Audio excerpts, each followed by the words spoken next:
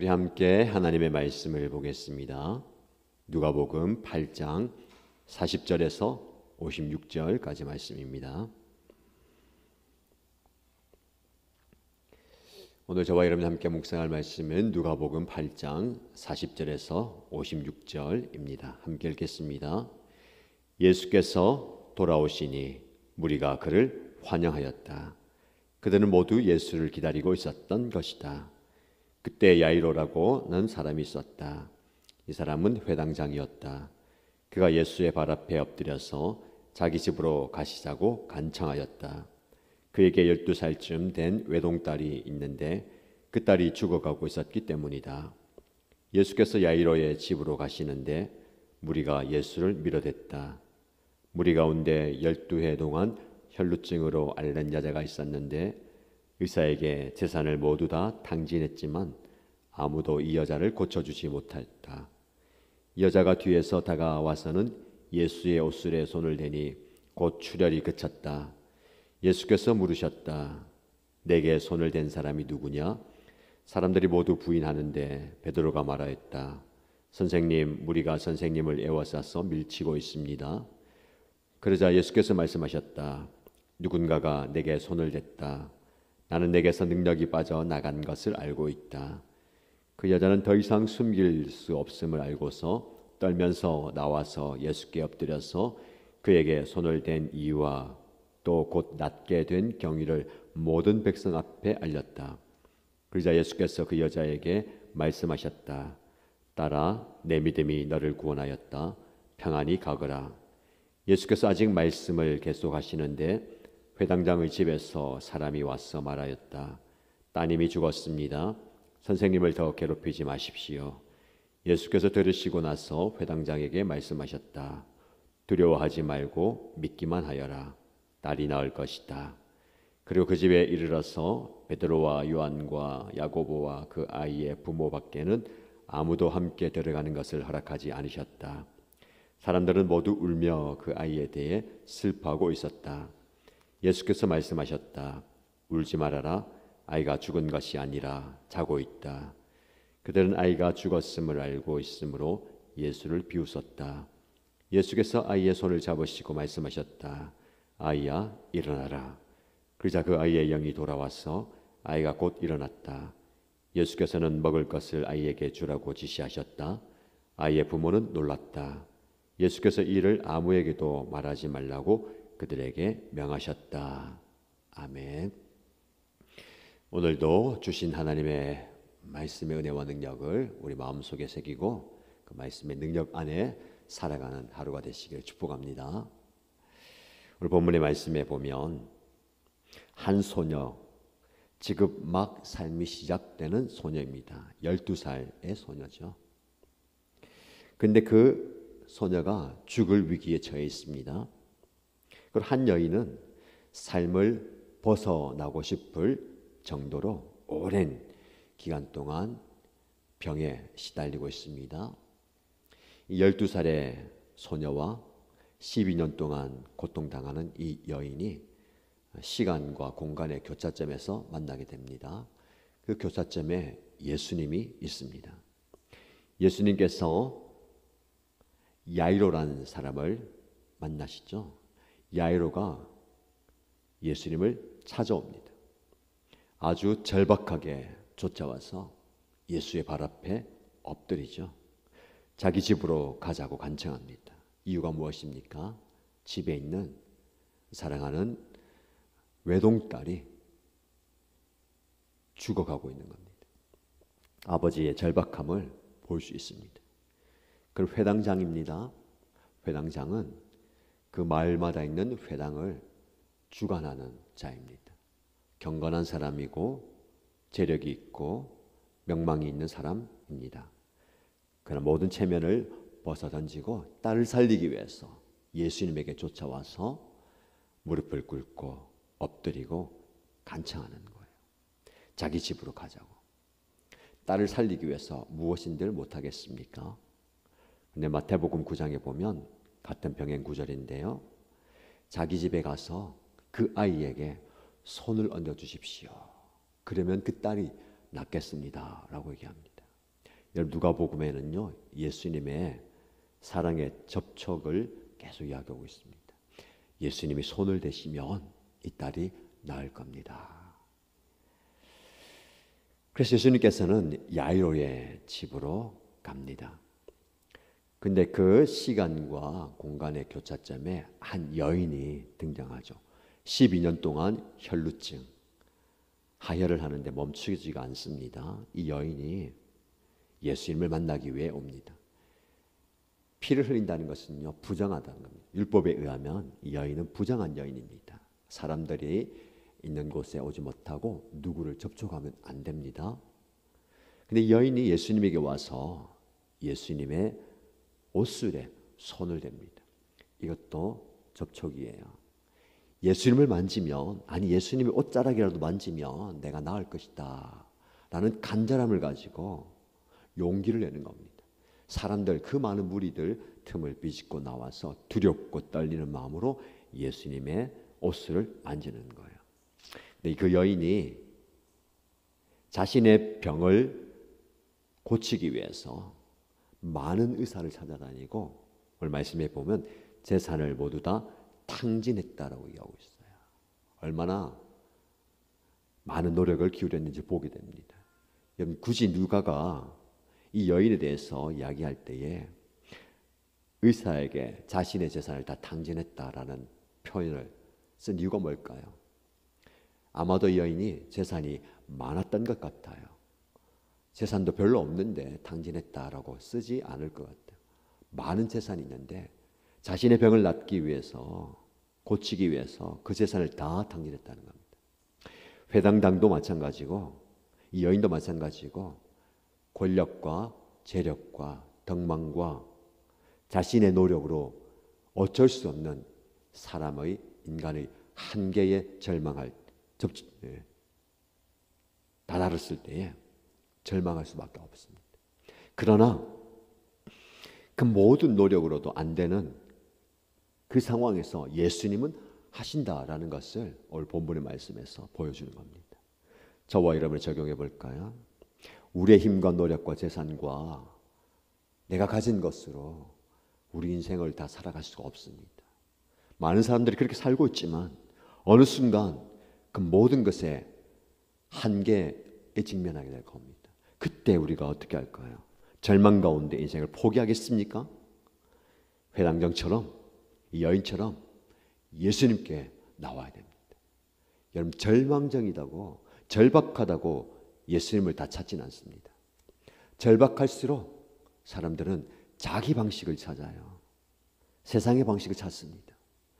절박할 때에 믿음이 필요합니다. 회당장도 이 여인도 예수님이라면 나를, 내 딸을 고칠 수 있다라는 믿음이 있었기 때문에 예수님을 찾아온 겁니다. 여러분, 여러분에게 이런 믿음이 있기를 축복합니다. 절박함과 함께, 사실 절박함보다 더 큰 믿음이 있어야 되는 거예요. 여러분 절박하면 많은 사람들이 포기합니다. 안 돼. 해봤는데 안 돼. 12년 동안 의사를 다 찾아보고 온갖 거 다 해봤는데 안 돼. 근데 여러분 그 절박한 가운데 믿음이 있으면 그 절박한 상황을 이길 수가 있습니다. 우리에게 필요한 것은 그런 믿음이에요. 근데 그 믿음이 대단한 믿음 아니어도 괜찮아요. 작은 믿음, 어쩌면 사람들 앞에 내세울 수도 없는 숨어서 예수님의 옷을 만지는 그런 작은 믿음, 보잘것없는 믿음, 약간 수치스러운 믿음이다 한들 그 믿음이 역사를 일으키게 되는 겁니다. 오늘 말씀해 보면 44절 말씀에 이 여자가 뒤에서 다가와서는 예수의 옷술에 손을 대니 곧 출혈이 그쳤다. 작은 믿음의 행동이 순간적인 치유를 경험하게 합니다. 그리고 그 여인은 조용히 물러가려고 했겠지요. 예수님께서 길을 멈추고 내게 손을 댄 사람이 누구냐라고 묻습니다. 사람들이 이렇게 많은 사람들이 있는데 어떻게 오다 가다 누가 손대지 않겠습니까? 라고 얘기하죠. 아니다. 내 능력이 나갔음을 내가 안다. 그제서 여인은 숨길 수 없음을 알고 예수님과 사람들 앞에 그 모든 경위를 이야기합니다. 예수님께서 알고도 모른 체하고 지나가셔도 되잖아요. 지금 바쁜 걸음입니다. 회당장 야이로의 딸을 고치러 가는 거예요. 시각을 다투는 그 상황 속에서 멈추어서서 그 여인을 주목하시는 겁니다. 사실은 그렇게 하지 않으셔도 이 여인은 나와서 집에 가서 편안하게 지낼 수 있겠죠. 그러나 예수님께서는 이 여인을 공개적으로 모든 사람 앞에 세웁니다. 주목하시는 거예요. 왜요? 이 여인이 깨끗하게 되었다라는 것을 선포하는 겁니다. 모두가 다 알고 있죠. 부정한 여인이라는 것을. 그러나 이제는 깨끗해졌다라는 것을 모든 사람들 앞에 알려주는 겁니다. 딸아, 내 믿음이 너를 구원하였다. 평안히 가거라. 육신의 치유뿐만 아니라 지금까지 12년 동안 마음속에 있는 그 상처와 아픔과 괴로움을 다 치유하시는 것. 예수님의 치유는 육신의 치유뿐만 아니라 마음의, 정서의, 정신적인, 영적인 치유를 가져다 오는 겁니다. 주는 겁니다. 여러분의 상황을 돌아보십시오. 이 여인처럼 육신의 질병의 치유가 필요합니까? 또한 마음의 상처와 아픔과 정신적인, 정서적인, 영적인 치유가 필요하십니까? 주님께 나아갔을 때에 딸아, 내 믿음이 너를 구원하였다. 평안히 가거라 라는 음성을 들으시길 축복합니다. 우리 안에 참된 평안이 있고 더 나아가서 영적인 구원을 경험할 수 있기를 주님의 이름으로 축복합니다. 이제 예수님께서는 회당장의 집으로 가야 되죠. 그때 아직 말씀이 끝나지 않은 그때에 회당장의 집에서 사람이 와서 회당장에 얘기합니다. 따님이 죽어버렸습니다. 더 이상 선생님이 오실 필요가 없습니다. 무슨 말입니까? 끝났다는 거예요. 죽음은 끝이라는 겁니다. 우리 모두가 다 인정하는 사실 아닙니까? 죽음은 끝이다. 예수님은 항상 말씀하십니다. 죽음이 끝이 아니다. 우린 죽음을 향해서 달려가는 것이 아니라 죽음 이후에 영생을 향해서 달려가는 거예요. 그래서 사람들은 그것을 모릅니다. 죽음은 끝났다. 가실 필요가 없다는 겁니다. 오실 필요가 없다는 겁니다. 여러분 그 사실을, 그 이야기를 듣고 누가 가장 절망적일까요? 이 딸 아이의 아버지 아닙니까? 그러나 일말의 희망을 가지고 예수님을 찾아왔어요. 예수님 저희 집에 가셔서 우리 딸에게, 저희 딸에게 손을 좀 얹어주십시오. 그럼 낫겠습니다. 예수님께 그 말 듣고 함께 가는 거예요. 얼마나 기쁘겠어요. 기대에 찼겠죠. 근데 중간에 지체하시는 거예요. 마음이 초조했겠죠. 답답했겠죠. 아니, 사건 속에서 아이가 죽었다. 그 사실 속에서 원망과 불평도 나올 수 있을 것 같아요. 조금만 더 빨리 갔으면, 조금만 더 지체하지 않았으면 됐을 것 같은데, 여러분 우리의 마음인 것 같아요. 나는 내 문제만 보지 않습니까? 내 상황만 보잖아요. 죽음 앞에 모든 것이 끝났다라고 생각합니다. 여러분 지금 내 이 상황 속에서 끝났다, 더 이상 안 된다 라는 그 절망 속에서 예수님께서 무엇입니까? 두려워하지 말고 믿기만 하여라. 딸이 나을 것이다. 이해할 수 없는 말씀하는 거예요. 얘기하는데 딸이 나을 것이다. 두려워하지 말라. 믿기만 하라. 여러분 이 여인을 그리고 회당장을 향해서 두 가지 말씀하시죠. 너의 믿음이 너를 구원하였다. 믿기만 하여라. 믿음을 얘기하는 겁니다. 사실 이 두 사람은 믿음을 가지고 있었어요. 예수님이 뭘 말씀하실까요? 더 큰 믿음을 요구하십니다. 살아있을 때에, 죽어갈 때에 예수님을 오시면 고쳐주실 것이란 믿음뿐만 아니라, 하지만 예수님을 믿으면 죽음마저도 극복하시는 분이라는 것을 믿으라는 거예요. 여러분의 믿음이 어떤 믿음입니까? 내 삶 속에서 어느 정도의 믿음만을 가질 것이 아니라 더 큰 믿음을 가지십시오. 왜냐하면 하나님은 여러분이 생각하는, 여러분이 믿는 것보다 더 큰 분이기 때문에 그렇습니다. 그 한없는 그 하나님을 믿는 믿음을 키워가시기 축복합니다. 예수님은 죽음도 극복하시고 죽은 자도 살리시고, 아니 당신도 죽으셨다가 다시 살아나실 거예요. 앞으로 우리가 그것을 보게 될 겁니다. 그러나 사람들이 이해하지 못하죠. 여전히 울고 슬퍼하고 있습니다. 우리 삶의 자리예요. 그 죽음을 극복하시는 예수님이 오심에도 불구하고 우리는 여전히 슬퍼하고 울고 있습니다. 울지 마라, 아이가 죽은 것이 아니라 자고 있다라고 말씀하시니까 다 비웃어요. 예수님께서 그 아이의 손을 잡고 말씀하시죠. 아이야 일어나라. 말씀대로 아이가 일어나서 생활합니다. 생명이 주어지는 거잖아요. 오늘 본문의 말씀을 통해서 저와 여러분에게 어떻게 구체적으로 하고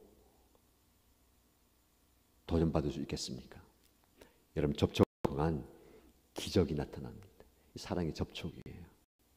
그 가운데 우리에게 필요한 것은 믿음입니다. 절박한 현실보다, 절박한 마음보다 중요한 것은 믿음이에요. 누구를 믿느냐? 믿음의 대상이 중요하죠. 최소한의 내 몫의 믿음이 있습니다. 제가 말씀드린 것처럼 이 여인이 두려워하면서 용기를 내어서 예수님의 옷자락에 손을 댄 그 작은 믿음의 행동이 기적을 일으키는 거예요. 여러분의 삶의 자리에서 작은 믿음을 보이시기 바랍니다. 오늘 새벽에 나와서 말씀을 묵상하고 기도하고 오늘의 말씀 듣는 이것은 작은 믿음의 행동일 수 있어요. 그러나 그 순간 그 자리에서 하나님께서 크게 역사하실 줄로 믿습니다. 그러나 우리에게 필요한 것은요, 더 큰 믿음입니다. 작은 믿음의 행동이 쌓여서 큰 믿음이 되는 거예요. 살아있는 아이를 살릴 수 있다라는 믿음뿐만 아니라 죽은 아이도 살릴 수 있다는 믿음의 자리로 나아가시는 저와 여러분 되시기를 주님의 이름으로 축복합니다.